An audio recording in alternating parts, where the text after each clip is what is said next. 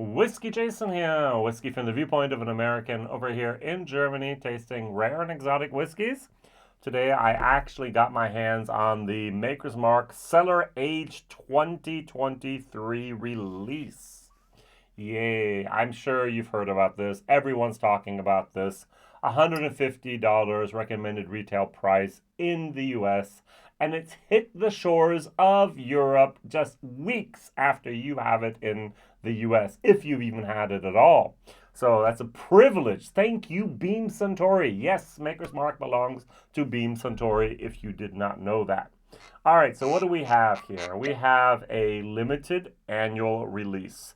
That means there should be a new release 2024.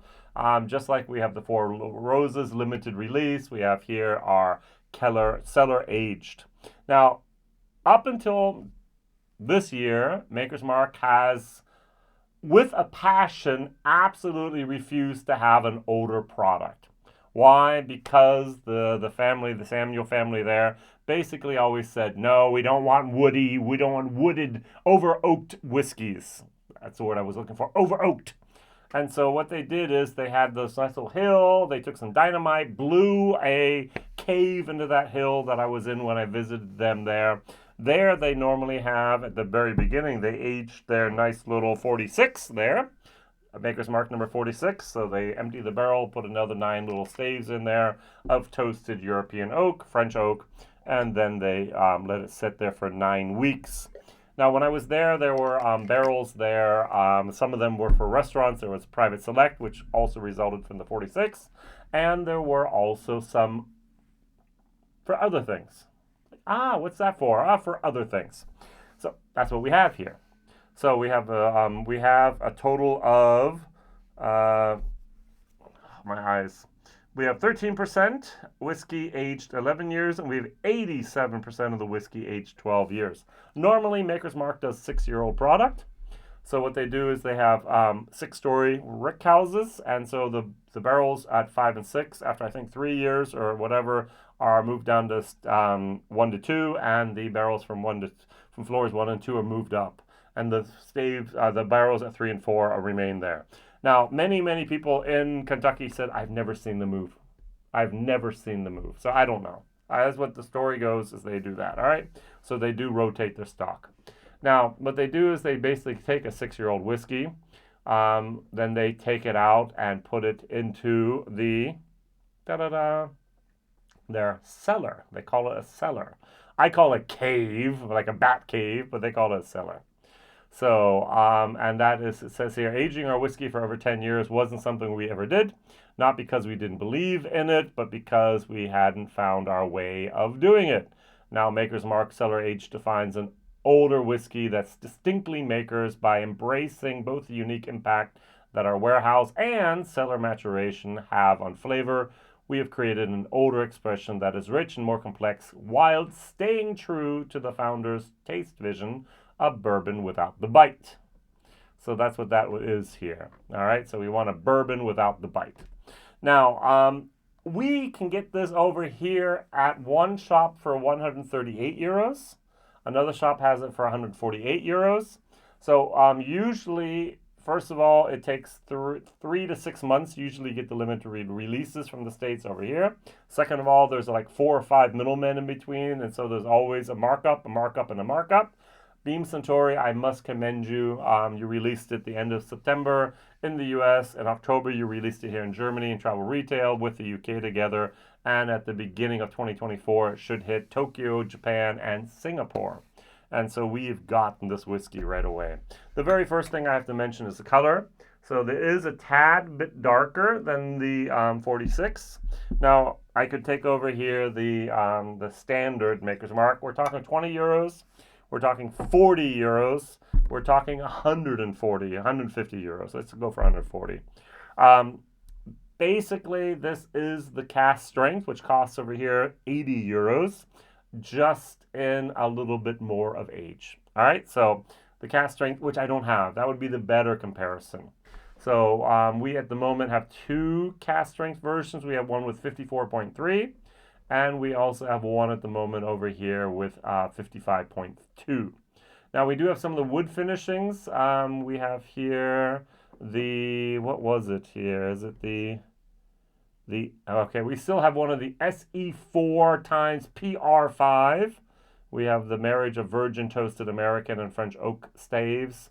We do have some of the private selects over here. We do have the 101 over here as well. That is actually a brand, a bottling of makers that we get a lot of if we really want to. We don't get very many of the wood finishing series. Those have not really made it over here. Those RC2s have not made it over here, and also the BEPs have not really made it over here yet. But this has, and I'm very pleased. On the nose, I get a little bit of a burnt, tiny burnt, but brown sugar is what I get here. A little bit of cinnamon, a little bit of wood, but not too much. I get a raspberry type of moment, red fruit going on here. The alcohol is not too punchy. There's not much of astringency going on here. What I'm not getting is I'm not getting the typical that I often get tobacco leaves. I'm not getting the leather. I'm not getting the age that I often get on a older bourbon. Now, my little caveat here, I am not a big fan of wheated bourbons. Sorry. So, I love my rye and I love the rye in my bourbon. So, every single time someone says, "Oh, Jason, I use this for making cocktails," I said, "Why don't you use Wild Turkey 101? It's better." And then they try it, and my experience is basically 4 times out of 5, they will go, "Yes, Jason, you're right. Sorry." It's like, no problem. Very good. I just like the rye moment in my cocktails, and if I'm doing anything with a bourbon, I'm definitely going towards the rye side of life, and therefore, the Maker's Mark cast strength I don't have here because I'm not a big fan of it. I was in Louisville many years ago. I was at my Airbnb. My host said, "Hey, I have this bottle of Maker's Mark. I'm not very fond of it. Would you like to have a pour?" I was like, "Yeah, good." "Oh, it's the cast strength." He so poured me a nice little pour. The next day he came out and said, "Jason, the bottle's still here. You want some more?" I said, "No, I'll pass." Free Maker's Mark cast strength. I passed. Now, had he had the 46, I would have said, "Gladly, thank you, yes. This is the thing I buy. This is the thing I drink. This is the thing I recommend. This is the thing I convert people to with over to the bourbon side a lot." All right. Now, the question is, will I be able to convert people with this? No. It's a limited edition. It's an LE. This is something that the geeks over here are going to buy up. Now, if I understood it correctly, and this is the thing that kind of worries me a little bit, as I said, the recommended resale price in America is $150 if you can find it. I think that's very high, but the demand is there, so why not? Beam Suntory is not stupid. They're not going to sell this for 59 euros, all right? They're not Buffalo Trace that says, "Hey, the recommended retail price of Pappy is then $99. No. And then somebody's going to flip it for 800 to 900. They're going to put it at the price that's for the market at the moment appropriate. They could have went for a $500 bottle. I'm thankful they didn't. All right. So, and the problem I'm having is it's in UK and Germany, which means all of Europe's going to try to buy the stock from Germany. It's going to be Spain, it's going to be France, it's going to be Austria, it's going to be Poland, all these, the Netherlands. Everyone's going to try to plunder our market here and take our bottles away from us, which I would do with them as well. How often do I buy my limited edition Four Roses each year in the Netherlands? Because they get it first, they get it cheaper, and that's the way things are. George Remus Gatsby, 15-year-old. I saved over $120 by buying it in the Netherlands instead of directly here from the importer in Germany. Crazy world we live in, but you know the same problem with different states and different prices and so on.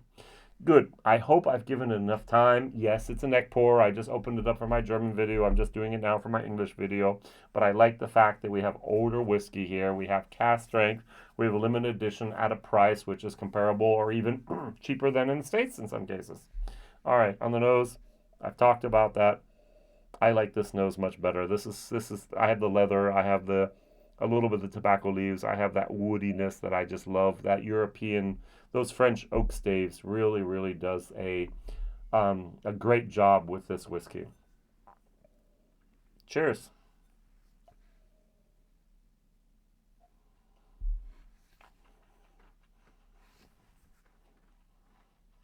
Mm-hmm.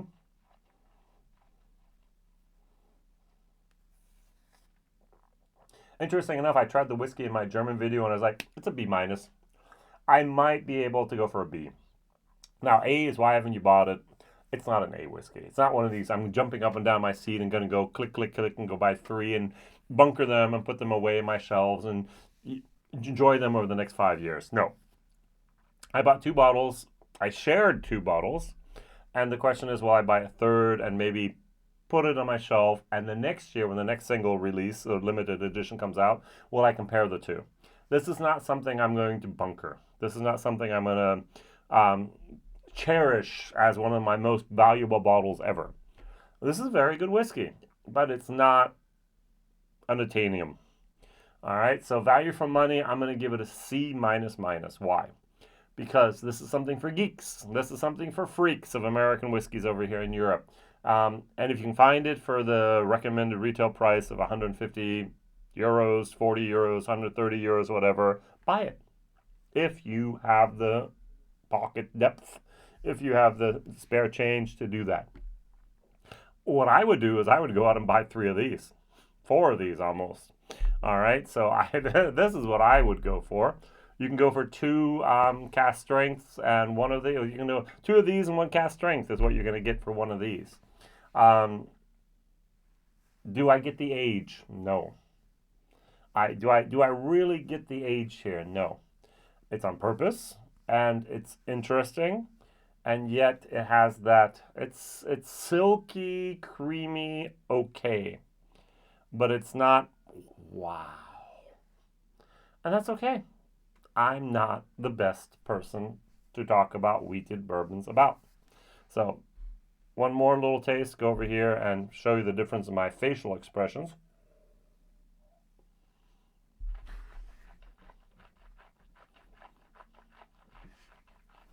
Mm-hmm.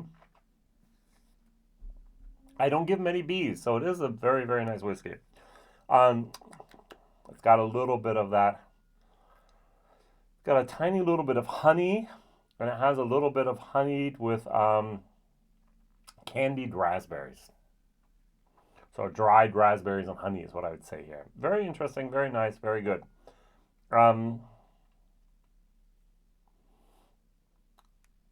Beam Centauri, thank you. Maker's Mark, thank you for finally figuring out a way to get us whiskey that's a little bit older. Thank you for not charging $500 for this bottle. It's interesting, Maker's Mark is B corporate certified now. I don't know if you've seen this on the back here. That's what our labels look like. So it's 700 CL. Good bottle, heavy bottle, imported into Spain. Very limited amount of information here. You have the mash, sorry, the blend.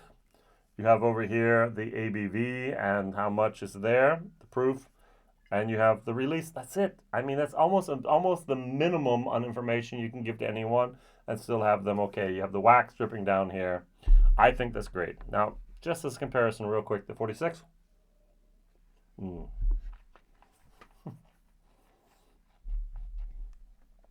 This has always, and I think this always will tickle my fancy. This is actually what I like. Oh yeah, that French oak moment. The even though this has the was it 57? So it doesn't even do the proof here. We have 57.85. This is only 47. This still is more approachable, more my whiskey. Very, very good stuff. Does that disqualify me? I don't know. Is that my authentic, honest opinion? Yes. All right. So thank you very much for this. Thank you very much for watching, liking, subscribing. If you're hunting this, I hope you can get your hands on it. I really do. It is a good whiskey. This is just a tiny little bit more up my alley. All the best. See you soon, Whiskey Jason. Bye-bye.